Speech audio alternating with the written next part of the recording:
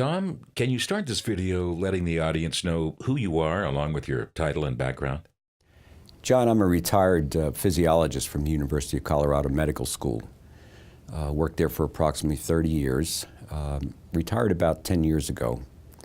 I have a PhD in physiology, and I've been working in blood flow changes throughout my whole career. Can you highlight some of your academic and professional achievements for the last few years? I've been very lucky in my life. When I graduated with my PhD, I went to Duke University for about 4 years on a postdoctoral fellowship to really get detailed research background and thinking in the area of kidney physiology and kidney disease. And then Colorado recruited me, and I spent about 30 years, as I said, doing research in kidney disease and blood flow and training young people to become medical students. Tom, over the last few years, you focused on some really exciting new technologies. One of those technologies being a project you've been collaborating on. Can you talk about this new emerging technology for the human body? John, my interest in blood flow led me about 15 or 20 years ago to examine the effects of infrared light therapy. Some people think it's snake oil, but really it has a strong background. Infrared light therapy increases blood flow at any site in the body that it's applied to. And the beauty of this is we've been able to see research efforts in healing wounds that are difficult to heal, for example, in a diabetic, hopefully to prevent amputations or at least decrease the incidence. Improving skin blood flow in other areas of the body as well, and most recently, looking at changes in blood flow to the brain. I've been fascinated by this advance in science. Tom, has this been taken up in the broader medical community with respect to some of the target areas that you just talked about? It is. It's gaining greater acceptance in the last several years. The beauty of it is it's a non-invasive, drug-free way, working in concert with physicians and pharmacology and pharmacists. We've been able to see an improving outcome for patients by increasing the blood flow. What was the moment that really energized you to approach this particular field, given your background? And what was the tipping point to say, hey, this is really interesting to me, or motivated you to get into this particular area? It's a great question, and it was almost serendipitous. I knew blood flow increased, as many of my colleagues did, that blood flow increased when you applied infrared light to the skin. The question was, what was causing this? And about 1993, a paper from Duke University suggested that red blood cells actually carry a compound, a gas called nitric oxide. And it turned out that the link was that the infrared light would release the nitric oxide from the red blood cells at the site of treatment. What is nitric oxide? In 1998, 3 Americans were given the Nobel Prize for their discovery that nitric oxide actually dilates blood vessels and improves blood flow. So it was full circle. Light increases vasodilation or blood flow. The light increases nitric oxide causes vasodilation. So it was, as I said, almost serendipitous when you put these together. But the beauty of nitric oxide is that it can help increase blood flow at any site a physician, physical therapist, chiropractor wants to increase that for his patient's benefit. When I'm at home, my TV's remote control uses an infrared beam, and I know fast food restaurants keep their French fries warm with infrared lights. So is that the kind of infrared light you're talking about? It's similar, John, in a way. This is called near-infrared light. It's very close to the red wavelength that you and I can see, of red sweater or red tie. But it's just outside the human body's ability to envision the light. So it's essentially invisible. There is far infrared light that you see in saunas and even farther into wavelengths that are similar to radio waves. But this near-infrared light is a very unique wavelength that's used for healing, if you will. So when you're talking about the blood flow increase, it sounds like that could be something applicable for a concussion or head injury or things like that. Is this increased blood flow one of the key reasons that clinics should take a look at this technology? Near-infrared light has been used on the human skull everywhere from pediatric patients in the intensive care unit up to adults with certain injuries in the brain, strokes, concussions, and things like that. And it's been used for a long time, but from a diagnostic standpoint, the question raised by scientists and physicians was, if you shine a little bit of infrared light into somebody's skull and then have a detector nearby, you can detect whether the blood flow is normal, too low, or in fact too high. So it has a long history for detecting blood flow changes. What has not been used or really adapted is the effect of near-infrared light to actually repair damaged tissue within the brain by increasing oxygen delivery and vasodilation to see if you can help heal the damaged areas in the brain. So my understanding is that you've collaborated with a team at Cerascan, a comparative imaging company that has worked with 2 military soldiers that had some brain injury suffered during conflict. What has your participation been, and what have you seen with the soldiers? Well, I've been fascinated by your observations at Cerascan. The 2 gentlemen that you mentioned had significant injury to their brain detected by Cerascan's imaging. They underwent a series of exercise therapies and near-infrared treatment, and when you re-imaged those brains, you found a remarkable decrease in the amount of damage, if you will, to the brain. And attributing this to infrared light therapy was an easy guess for me. Now, we haven't done any placebo patients yet, but I'm hopeful that what you've seen is a direct relationship to infrared treatment to help increase blood flow, oxygen delivery, and to those areas of the brain that were injured and damaged. The brain has a remarkable capacity to heal itself. Now, are there any harmful side effects about anything we've talked about today? Not really. Infrared light has been used for many different conditions in the human body. So we're really only talking about side effects in regards to what we've discussed today. Is there anything we should be worried about in terms of working with patients and potential side effects? Can you get too much of this? Is this too much of a good thing? Are there some other problems that could come down the road, to your knowledge? John, really, I don't know of any serious side effects to infrared light therapy. However, I think you and your team are wise to collaborate with radiologists and have an MRI to rule out any potential blood flow changes that might be due to damaged vessels that would cause a bleed, to look for any potential sites of tumors in the brain before we treat with infrared therapy. So you've gone through a series of very careful analysis of these subjects. When we start to treat them with infrared therapy, there shouldn't be any negative side effects. With these characterizations of vessel dilation, it sounds terrific that we could improve blood flow to an area that might be damaged, but do you foresee an ability to team up with other kinds of therapies whereby 1 + 1 might equal 3, such as pairing the dilation caused by the infrared light with some medical devices? Some medical professionals have proposed creative interventions with these injuries. It's a great question. One of the most exciting things that people have used for decades is hyperbaric oxygen therapy. It started out being used in the Navy and for divers for decompression sickness. It turns out that the theory is that if you can put somebody into a hyperbaric oxygen chamber and increase their body's level of oxygen, that tissues that were damaged or injured can heal faster. We're hoping to launch, in conjunction with Cerascan, the use of infrared therapy and hyperbaric oxygen together. And think of it this way. If the blood flow or the blood vessels in a damaged area of the brain are not there, even if you increase hyperbaric oxygen levels in the blood, it's not going to get to the site that it needs to as easily as it might if you could dilate the blood vessels in that area. So the exciting thing is about other interventions in conjunction with infrared light therapy.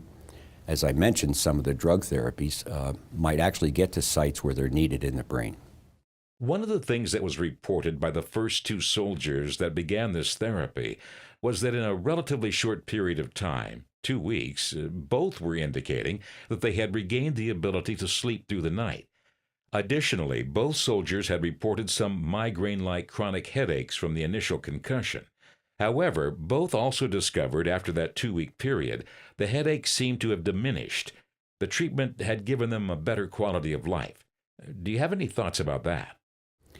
Well, certainly the headache issue is one that I think I can speak to. Headaches are sort of a painful condition, and nerves in the body and the brain as well need good oxygen in order to function well. Think of a rubber band around your finger. Put it on, leave it on for 10 minutes, it begins to throb and hurt. The message that the brain is getting is that that finger needs more blood flow. So if pain goes down in the first couple of weeks of infrared therapy in these warfighters, it may signify the early event, which is increased blood flow and oxygen delivery to sites in the brain that would otherwise exhibit painful conditions. One of the things that really seemed to surprise the medical profession was the fact that with the first patient, after 9 months when the therapy ended, it seemed to be a treatment that sustained itself. In other words, it looks as if the treatment may have been permanent in nature. Do you have any thoughts or observations as to whether treatments need to be ongoing or a maintenance kind of thing? Or is it a short-term event? In other words, it was fixed and the symptoms will not come back. What are your thoughts around what you saw with the initial patient? Well, I know you're excited, and I am as well, about what appears to be the sustainability of the therapy. However, I think we have to be cautious at this point. The first patients that were studied were treated several times a week for the first several weeks, and then the treatments dropped off to once a week near the end. The question, obviously, as a scientist I would have is that if we kept up the several times a week treatment all throughout this 12-week period, would we see even a greater improvement in blood flow, a greater sustainability, and down the road, those kind of studies will have to be done, John. Can you give us an idea about the available research that might be out there? And are there any institutions pushing the envelope here with credible studies done or credible published articles?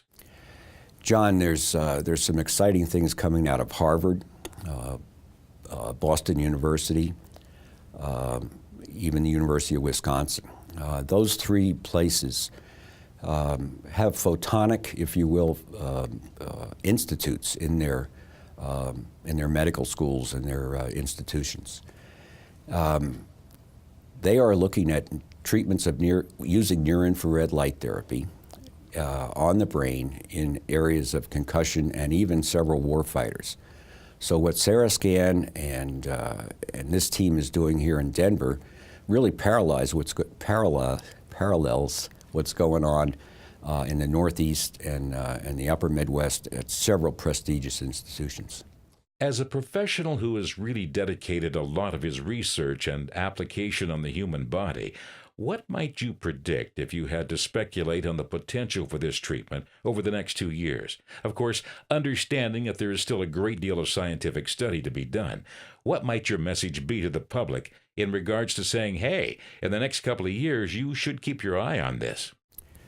I'm excited. There are many conditions in which changes in blood flow have been implicated. Medical research has shown that things like PTSD is associated with a change in blood flow to the thalamus. The question is, could near-infrared light therapy be used after Sarascan and SPECT imaging have identified actual changes in the thalamic area of blood flow? So that's one I'm excited about. Others include changes in blood flow to the frontal lobe, which apparently is a significant contributor to ADHD. Could we use near-infrared light therapy on blood flow changes in the brain of people with ADHD? Would it be safe for children? These are all the kinds of questions that come up.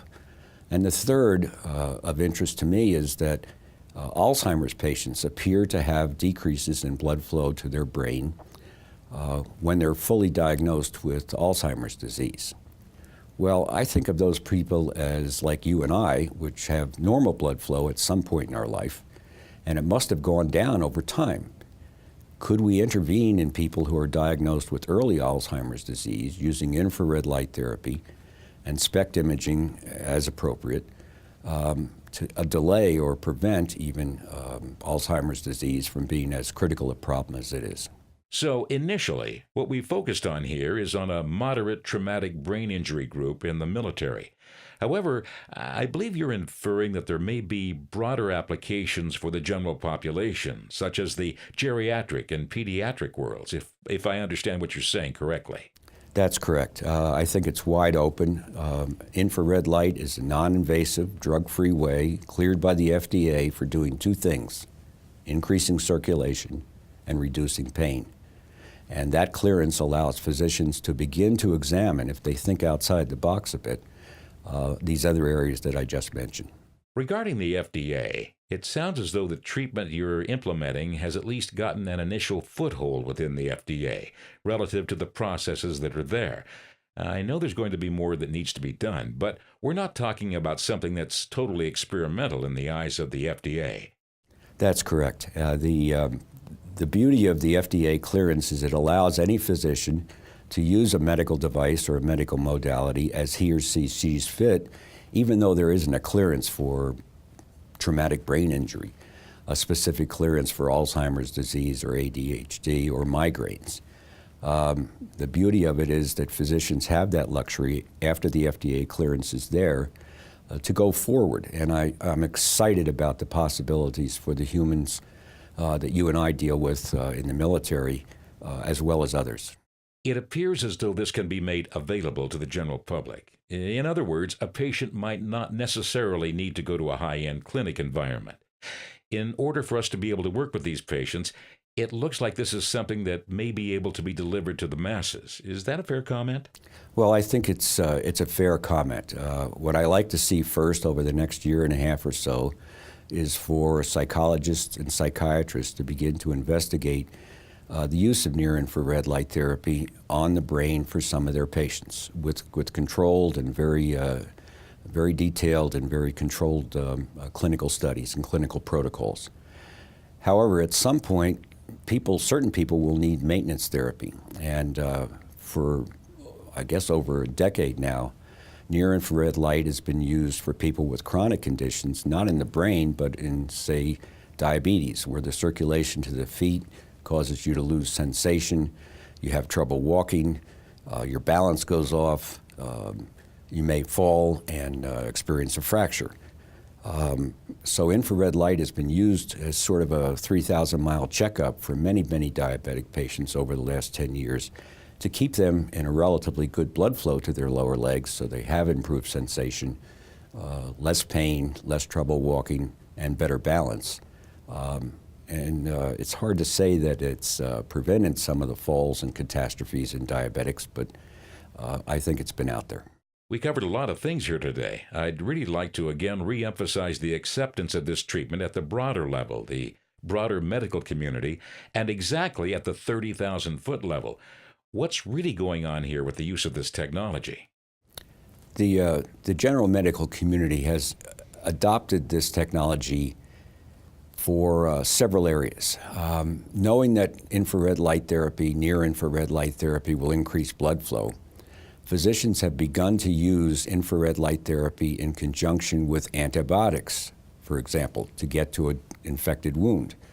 If you can increase blood flow using light therapy, the antibiotic gets to the infected wound more easily. So that's one area that's gained great acceptance by the medical community. Others have thought that if you can increase blood flow to the lower extremities, for example, you can help people to walk better and maintain better balance. So there are conditions in which the broader medical community looks down at infrared light therapy and says, this could help my patients in my particular practice.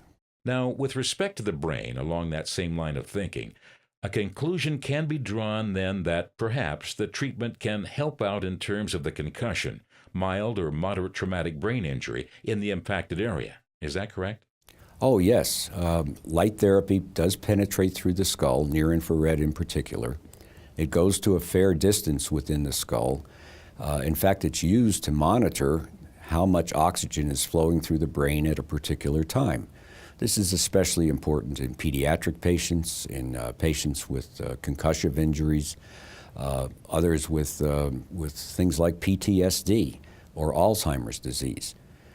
Many of these patients have low blood flow in the brain, and it's been diagnosed by near-infrared light therapy, which is applied to one site on the head, and then a detector is placed close by. Knowing that you have a deficit in blood flow in the brain then allows a physician or a pharmacologist or a neurobiologist to begin to think about how can I use this technology, and knowing where the damaged brain areas are, to get more drugs to that site or to improve the blood flow to that site using various technologies. So one of the things that was exciting to us, and I'd like to get your comment upon, is the difficulty of determining whether a subject really has a traumatic brain injury, and if there are chronic situations that resulted from a traumatic brain injury, and has the imaging world come up with new ways to make that happen? From a doctor's perspective, how to verify if there has been a concussion event, and are there chronic issues associated with that? Is this real additive to the therapies we're talking about today?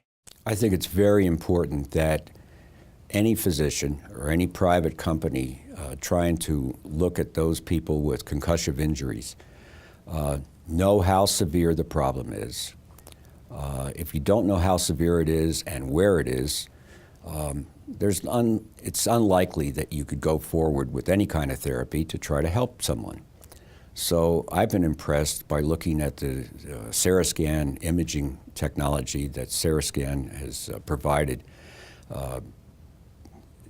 which shows, I think, the chronic nature of sustained injuries within the brain 6 months, a year, 5 years after that injury had occurred. The beauty of what these first two warfighters and the treatments that we've instituted in them with near-infrared light therapy has shown is that even though the injury happened several years ago, within 12 weeks, major changes in blood flow within the brain are documentable. And associated with this are improved sleeping habits, better memory, less social disruption. There are a lot of positive things that I can't believe haven't been the result of better blood flow. I really want to thank you for coming in today. It's great to learn what you've spent such a large amount of your professional life helping further, and we do appreciate it. Thank you, John, very much for having me.